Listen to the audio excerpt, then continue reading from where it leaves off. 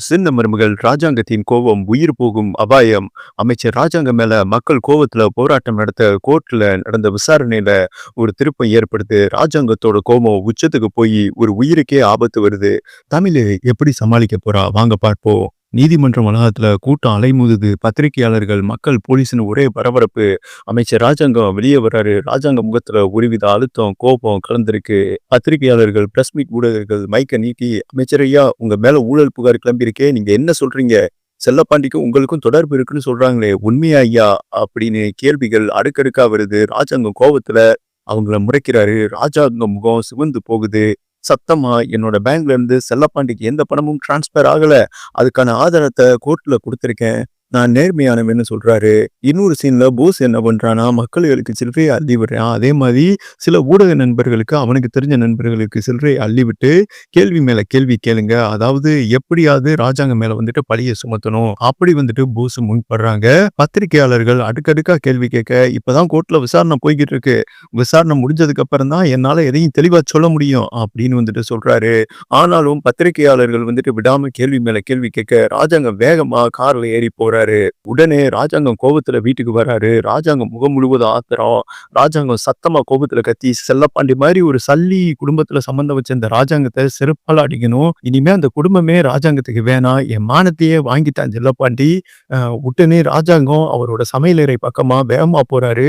அங்க வச்சிருந்த துப்பாக்கியை எடுக்கிறாப்புல. ஈஸ்வரி, சௌத்ரி, இதுதாண்டா சாக்கு அப்படின்னு சொல்லிட்டு தமிழை பத்தியும் தமிழ் குடும்பத்தை பத்தியும் நல்லா ஏத்தி விடுதுங்க. ஈஸ்வரி ராஜாங்கத்தை இன்னும் தூண்டிவிட நோக்குல, அவனுக்கெல்லாம் உயிரோட இருக்க தகுதி இல்ல, அந்த தமிழும் அவங்க குடும்பமும் நம்ம வாழ்க்கையை சீரழிக்குதுங்க. உடனே சாவுத்திரி கண்ணீர் வடிச்சு நடிக்கிற மாதிரி, அண்ணே, சேதுவோட வாழ்க்கையே நாசமாக்கிட்டாங்களே, அந்த குழந்தை கூட சேதுவோட இல்லையாம்னே அப்படின்னு சொல்ல, ராஜாங்கத்துக்கு இன்னும் கோபம் ஏறுது. கோபத்துல துப்பாக்கி எடுத்துக்கிட்டு வேகமா கிளம்புறாரு. துப்பாக்கி எண்ணிட்டு, கொன்றுவேன் அவனை, என் குடும்பம் மானத்தை வாங்கிட்டான், செல்லப்பாண்டிய வந்துட்டு உயிரோட விடமாட்டேன்னு சொல்லிட்டு விறுவிறுன்னு துப்பாக்கி எடுத்துட்டு வெளியேற, ஈஸ்வரி சாவுத்திரியும் ஒருத்தர் பாத்துக்கிறாங்க. அவங்க சதி வேலை செய்யுது. துப்பாக்கியோட வெளியே முற்பட சேது பாத்தீங்கன்னா, நானும் உங்களோட வரேன்ப்பா, செல்லப்பாண்டிய கொல்லாம விடக்கூடாது, அவங்க குடும்பத்துல ஒருத்தவன் கூட மிஞ்சக்கூடாதுன்னு சேதுவும் வந்துட்டு கோபமா கிளம்புறாரு. இந்த சூழல தான் இந்த விஷயத்த நம்ம மலரு தமிழுக்கு போன் பண்ணி நடந்த சம்பவத்தெல்லாம் சொல்லிடுறாங்க. உங்க உயிருக்கு ஆபத்து, ராஜாங்க மாமா இந்த மாதிரி துப்பாக்கி எடுத்து உன் வீட்டுக்காரரும் ராஜாங்க மாமாவும் கொல்ல வராங்க, நீ டக்குன்னு வந்துட்டு ஸ்டேஷனுக்கு போய் உங்க அப்பாவை காப்பாத்து அப்படின்னு சொல்ல, தமிழுக்கு வந்துட்டு பதட்டமாகுது. சேதுவும் சொல்றாரு, அப்பாப்பா, கோபத்துல எதுவும் பண்ணிட வேணாம்ப்பா, இந்த கேஸ் வந்துட்டு நடந்துகிட்டு இருக்கு, அதனால பொறுமையா இருப்போம் அப்படின்னு சொல்றாரு. இருந்தாலும் சேதுவை திட்டிட்டு, டேய், அந்த விவாகரத்து என்னடா ஆச்சு அப்படின்னு வந்துட்டு கோபமா கேட்கிறாரு. கோபமான தோரணையில, அப்பா, தமிழ் என்ன சொன்னானா, ஜட்ஜம்மா கிட்ட சேதுவோட சேர்ந்து வாழ எனக்கு விருப்பம்லாம் இல்லைங்க, ஆனா என் வயிற்றுல வளர்றது சேதுவோட குழந்தை தான், அதை நிரூபிக்கத்தான் நான் விவாகரத்து கொடுக்கலன்னு வாதாடினா. நீதிபதியும் 6 மாசம் கால அவகாசம் கொடுத்துருக்காங்க. மேலும் தமிழோட வக்கீல் வந்துட்டு, உன்னோட குழந்தையிலன்னு நீ சொல்றேலப்பா, டிஎன்ஏ டெஸ்ட்னு ஒண்ணு இருக்கு, அதை எடுத்தோம்னா குழந்தை யாரோடதுன்னு தெரிஞ்சு போயிடும் அப்படின்னு வந்துட்டு சொல்லியிருக்காங்கன்னு சொன்னவன, ராஜாங்கம் சேது சொல்றதை கேட்டு அதிர்ச்சி அடைகிறாரு. தமிழ் மேல ராஜாங்கத்துக்கு ஒரு மதிப்பு வருது. ஆனா துப்பாக்கியோட ராஜாங்கம் கோபம் இன்னும் குறையல. போலீஸ் ஸ்டேஷனுக்கே செல்லப்பாண்டிய சுட போறாருங்க, கிளம்புறாருங்க. செல்லப்பாண்டி வந்துட்டு காவல்துறை சிறையில இருக்காரு. தமிழ் பயந்து போய் ஸ்டேஷன் வாசல்ல வந்துட்டு நிக்கிறாங்க. அதாவது மலர் ஆல்ரெடி சொல்லிட்டாங்க இல்லையா, அவளுக்கு ஏதோ நடக்க போகுதுன்னு உள்ளுணர்வு நம்ம தமிழுக்கு வந்துட்டு தெரியுது, சொல்லுது. ராஜாங்க வேகமா துப்பாக்கியோட அந்த ஸ்டேஷன் பக்கமா வராரு. தமிழ் அவரை பார்த்து அதிர்ச்சி அடைகிறாங்க.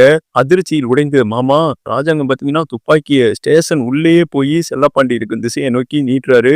அவர் முகம் முழுவதும் கொலவெறி. ராஜாங்கம் கோபத்துல, உயிரோட விடமாட்டேன்டா உன்னை, செல்லப்பாண்டிக்கு வந்துட்டு உயிர் பயமே வந்துடுது. ராஜாங்கம் சுட போகும்போது தமிழ் மின்னல் வேகத்துல ஓடி போய் ராஜாங்கம் கையில இருந்த துப்பாக்கியை வந்துட்டு பிடிச்சு மேல தூக்கி விடுறாங்க.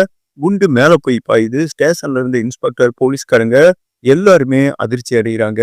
தமிழ் வந்துட்டு ராஜாங்க காலை பிடிச்சி கண் கலங்குறாங்க, கெஞ்சுறாங்க, வேண்டாமாமா, அப்பா தப்பு பண்ணாரு, ஆனா இப்படி ஒரு முடிவை எடுக்காதீங்க. உடனே ராஜாங்கம் தமிழையும் சிறையில் இருக்கும் செல்லப்பாண்டியையும் முறைச்சு பார்க்கிறாரு. ராஜாங்கம் முகம் முழுவதும் கோவங்க. ராஜாங்கத்தின் கோபம் அடுத்து தணிந்ததா, தமிழ் வந்துட்டு அவங்களை எப்படி சமாதானப்படுத்த போறாங்க, காத்திருந்து பார்ப்போம்.